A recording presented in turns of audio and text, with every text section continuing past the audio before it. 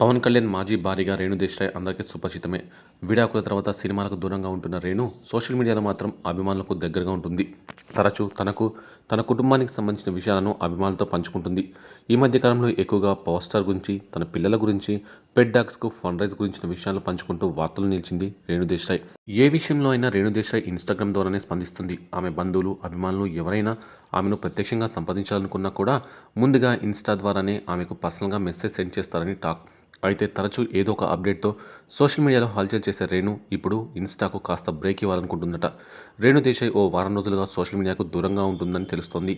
ఆమె ఫాలోవర్లకు, అభిమానులకు రకరకాల అనుమానాలు వచ్చాయి. పవన్ కళ్యాణ్ విషయంలో పెట్టిన పోస్టులకు సంబంధించి ఆయన అభిమానుల నుంచి విమర్శలు ఎదుర్కోవడం, అలాగే పెట్ డాగ్స్ కోసం విరాళాల విషయంలో పలువురు స్పందించడం, తనకు 3,500 రూపాయలు కావాలని అభిమానులను రిక్వెస్ట్ చేయడం ఆసక్తి రేకెత్తించాయి.